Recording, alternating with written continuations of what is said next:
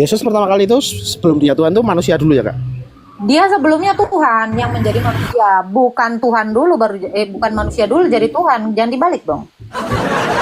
Jadi dia Tuhan dulu jadi Dia manusia, adalah jadi Tuhan manusia, terlebih dia dahulu manusia. dalam kekekalan. Berarti gini ya Kak. Berarti Jangan dia berarti jadi Tuhan. dengerin. Kau kan nggak tahu apa-apa. Ini jangan berarti. Kau kan nggak ada ini ya. Jadi dalam kekekalan firman Allah itu bersama-sama dengan Allah. Kalau Allah itu kekal, dia juga kekal. Nah, setelah genap waktunya dia menjadi manusia. Galatia 4 ayat 4. Setelah genap waktunya, Allah mengutus anaknya yang tunggal yang lahir dari perawan Maria dan takluk terhadap Taurat. Jadi dia dalam kekekalan adalah Allah, lalu dia mengambil rupa manusia melalui rahim Bunda Maria dan dia harus menghadapi penyaliban itu sesuai dengan seluruh nubuatan di dalam kitab Taurat Musa, kitab Nabi-Nabi dan Mazmur Daud. Itu ya Pak Juragan ya, dadah. Itu jawabannya. Yesus mati di kayu salib, tidak dibunuh tapi menyerahkan dirinya sendiri. Terus nggak ditombak. Terus itu bohongan yang ditusuk badannya. Mana kau? Dia itu mati, dia itu dibunuh. Dia yang dibunuh dalam keadaannya sebagai manusia. Itu ada ayatnya. Nggak mati katamu, kan pendusta. Otan gitu. Otan yang kurang pengalaman itu. Jangan gitu. Bunda kangen, Bunda juga kangen sama Paus Mude. Kalau sudah ketuaan udah susah ya Bun ya belajar ya. Sampai kita mati pun kita harusnya belajar. Iya, tapi kan apanya daya tangkapnya kan udah beda kan. Daya tangkapnya udah beda, maksud Anda? Misalnya kita membaca firman Tuhan. Nah, terus kita mau artikan atau mau kita Gini sampaikan Bang, juga. kita itu yang namanya belajar, berarti kita kan murid. Berarti kita butuh yang namanya guru. Abang itu tinggal butuh guru aja. Guru yang mumpuni dalam firman Tuhan. Tentu ini bukan di guru yang di luar dari gereja, pasti di dalam gereja. Karena ini bicara firman Tuhan kan gitu. Oke. Ya, jadi sebenarnya semua orang bisa. Masalahnya ada orang yang mau bener-bener serius belajar, dimuridkan, atau cuman mau ngeyel kan gitu. Karena sekarang ini banyak orang yang diajarin juga pengennya kan ngeyel. Jadi dia menarasikan hanya apa yang ada di kepalanya, tetapi dia tidak manut sama guru yang mengajar dia, gitu. Terus ini ada problem yang selalu saya hadapi kan gini kan. Saya sebenarnya pengennya itu berkata yang baik saja, tidak mau marah, contoh itu ya. Tapi setiap itu terjadi lagi, kembali lagi marah. Namanya diperbaharui ya begitulah Pak. Kita semua ya, yang tapi percaya kan udah lama loh Bun. Ini kan mau ngeyel. Nah kayak gini ini nggak akan pinter sampai kapan pun. Kalau kayak gini modelnya memang cocok Pak. Memang gue nggak akan tahu apa-apa. Ngeyel aja dulu, ya kan? Iya, modal yang utama itu jangan ngeyel dulu ya. Gini ya Pak, kita ini semua yang percaya kepada Kristus, mau berapapun usiamu, kamu ini adalah sedang diperbaharui. Kita semua yang di dalam Kristus ini sedang diselamatkan, akan diselamatkan dan sudah diselamatkan. Namanya kita ini sedang diperbaharui, sedang diselamatkan. Ya jatuh bangun dalam dosa itu hal biasa. Tapi kalau kita memang mau hidup sama seperti kehendak Kristus, ya kita harus hidup dalam hidup sakramental gitu. Kita jatuh dalam dosa, tetapi kita berusaha melawannya. Emangnya Bapak kira semua yang percaya kepada Kristus tiba-tiba jadi orang kudus? Enggak Pak. Mereka semua itu bertanding hidup. Nah pertandingan hidup kita itu adalah melawan dosa. Itulah yang memang dilakukan oleh orang-orang Kristen. Kalau Bapak berpikir sudah Kristen artinya sudah selesai, itu salah. Itu anggapan yang salah. Karena di dalam Alkitab juga dikatakan, kerjakanlah keselamatanmu dengan takut dan gentar. Nah kalau kita sering jatuh ke dalam dosa, makanya sering-sering sakramen. Sakramen perjamuan kudus. Itu paling penting. Sakramen pengakuan dosa, sakramen perminyakan. Itu akan menguatkan kamu. Gitu. Itulah sebenarnya tugasnya orang Kristen. Bapak kira udah dibaptis, udah leha-leha. Terus tiba-tiba hidupnya kudus gitu. Enggak ada Pak. Namanya diperbaharui itu Pak, itu berangsur-angsur. Kristus aja ketika dia inkarnasi, dia ada tahapan yang harus dia terima. Dari kelahirannya, dari kecil dan dewasa, lalu mengajar, mati dan bangkit. Demikian kita. Kita bertarung dalam hidup kita untuk melawan dosa, iblis, dan kematian di dalam Kristus. Andalkan selalu Kristus, Pak. Sebenarnya Bun, permasalahan saya itu nggak bisa nahan emosi aja, hanya itu aja sebenarnya. Kenapa? Makanya sering-sering ekaristi. Kenapa orang-orang banyak yang tidak bisa menahan emosi? Ya, saya juga gitu. Kenapa? Ya karena tekanan iblis gitu. Nah, bagaimana cara menekan itu semua? Ya perbanyaklah berpuasa. Puasa itu adalah kunci yang paling baik bagi iman seorang Kristen. Karena berpuasa artinya merendahkan diri. Kalau Anda berpuasa, nggak mungkin Anda sombong. Kayaknya buka suara aja udah nggak ada tenaga gitu. Banyak-banyak puasa, Pak, seperti itu. Iya. Ada lagi yang mau ditanya Pak Aceh? Udah cukup, Bun. Terima kasih ya, Bun, ya masukannya ya. Tuhan memberkati, Pak. Ya, sama-sama, Tuhan. Ya. Iya, makan ikan, Pak. Konon katanya bisa pintar. Makan ikan bukan konon katanya, tapi fakta. Ya, Elki Awang ya. Kecuali kau minum kencing onta ya, nggak akan pintar lah sampai kapan. Nggak ada nutrisi yang bisa diserap dari kencing onta. Tapi kalau dari ikan tentu proteinnya itu tinggi. Bukan konon lagi, ya. Tapi fakta secara medis juga itu membuktikan gitu. Jangan pakai konon katanya kayak Mbah Dukun ya.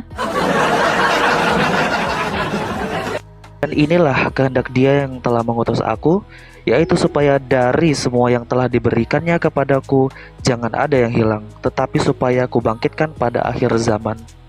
Sebab inilah kehendak Bapakku, yaitu supaya setiap orang yang melihat Anak dan yang percaya kepadanya beroleh hidup yang kekal, dan supaya aku membangkitkannya pada akhir zaman.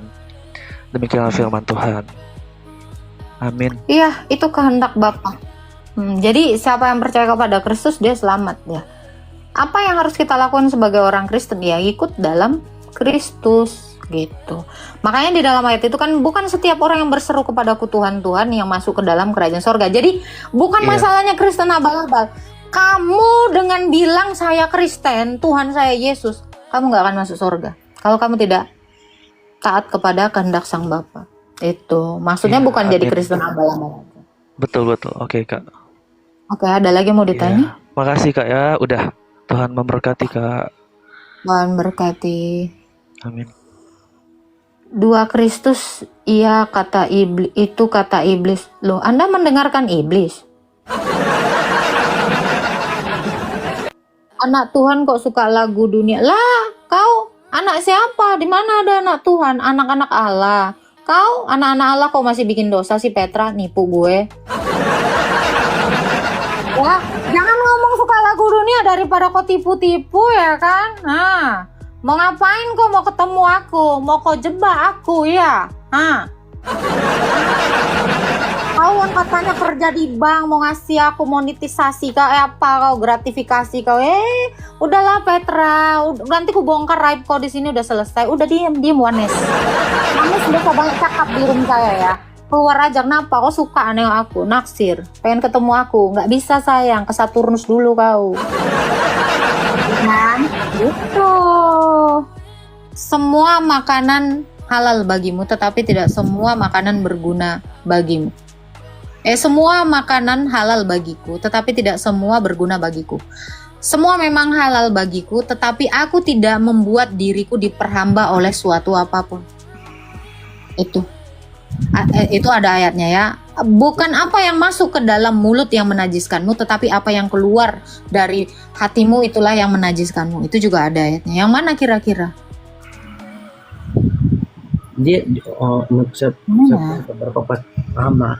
Tapi yang tadi Kakak Agatha cakap itu yang jangan terikat kan macam Tuhan.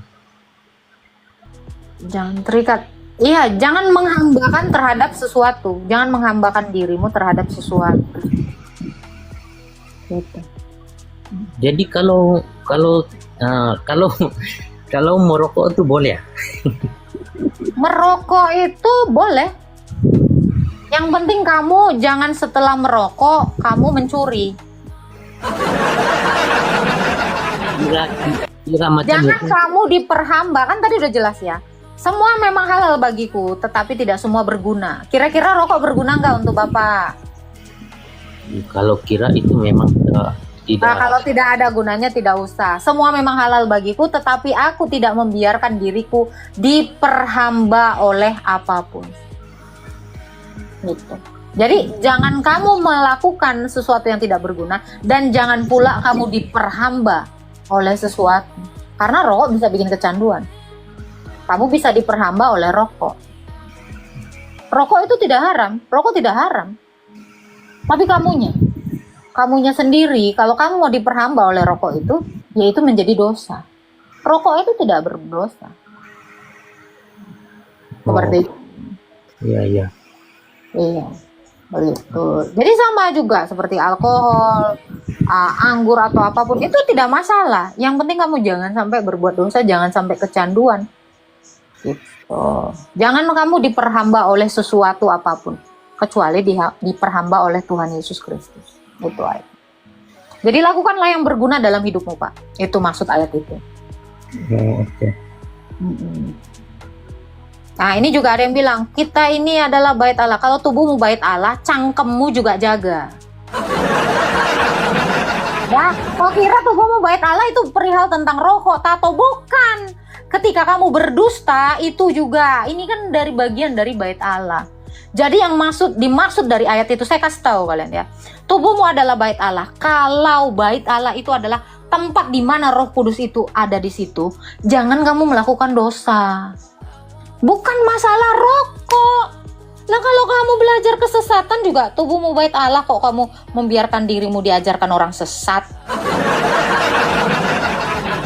Jadi tentang tubuhmu adalah bait Allah itu artinya kamu jangan melakukan dosa di dalam bait Allah itu. Bukan tentang itu. Kalian nih belajar konteks lah, Bu. Halo. Ya, Islam Kristen. Islam. Ya, ada yang mau ditanya, Pak? Silakan.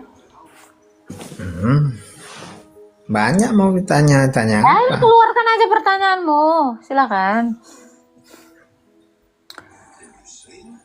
Apa ya? Banyak yang mau ditanya. Apa ya, Kupi? Lu nggak tahu Oneness, tapi lu ngebandingin. Lu nggak tahu jas itu seperti apa, tapi lu bandingin dengan kaos. Kan dodol, betul nggak? Iya, gitu. Kalau kamu tahu Oneness, kalau kamu tahu Tritunggal, baru kau compare bisa, Pak. Ini bisa di-compare dengan ini. Tapi kalau ini, kau compare dengan yang kau nggak tahu, gimana cara mengcompare-nya? Iya, maksud saya begini, kalau Oneness itu setahu saya, Bapak mendingan kesini, menolak, apa sih Oneness itu? Atau kamu mereka itu dulu? mereka itu menolak tentang konsep ketritunggalan. Ini juga menolak konsep jaring. Apakah ada pengkompernya? Gelas itu menolak konsep tong sampah. Terus apa? Bukan itu. Apa Oneness itu menolak Tritunggal? Apa gelas itu? Ya bukan sodet, kan gitu. Nggak nyampe? Lama berarti. Ya toh, gitu nggak sih pertanyaanmu? Kamu mau mengcompare sesuatu yang kamu nggak tahu. Jelas ini bukan sodet. Jelas ini bukan tong sampah. Jelas ini bukan pelan. Kan gitu. Jadi, gelas adalah sesuatu yang menolak tentang pel. Nggak salah, tapi bukan itu pengertian Oneness. Paham? Belajar dulu, Iya, Pak. jadi Udahlah, Pak. Kau pun. Makanya aku bilang Oten juga harus mikir. Udah aku bilang, Oten juga harus kritis dalam menanggap sesuatu. Lu kalau mau nanya apa sih Oneness itu? Bukan itu jawabannya. Sesuatu yang menolak Tritunggal. Loh, gak gitu. Bukan itu definisi Oneness, itulah yang kau jelaskan. Bukan apa antitesis dari Oneness. Aduh, love. Cemana maksudnya? Tritunggal itu bicara Allah, Pak. Ini narasinya tolong ya. Lebih spesifik lagi gitu loh. Kalian boleh bernarasi apapun typing, tapi tolong typing itu yang mengedukasi juga. Ingat, orang-orang juga di bawah ini membaca typingan kalian gitu. Nggak ada yang mengatakan anak Tuhan. Yang ada itu adalah anak-anak Allah. Narasimu aja udah salah, bos. Ya, baca Alkitabnya baik-baik. Di sini tuh santai-santai. Jangan aneh-aneh lah. Mana ada anak Tuhan? Mana ada? Nggak ada. Tapi Yesus anak dia, betul. Yesus itu adalah anak tunggal Allah. Kamu yang karena kamu percaya kepada Kristus, kamu diberi kuasa menjadi anak-anak Allah. Yohanes 1 ayat 12. Baca Alkitab aja kau suram. Mau gimana sih? Sok-sok mau menghakimi orang. Udah salah alamat, ngegas lagi, kopi lah.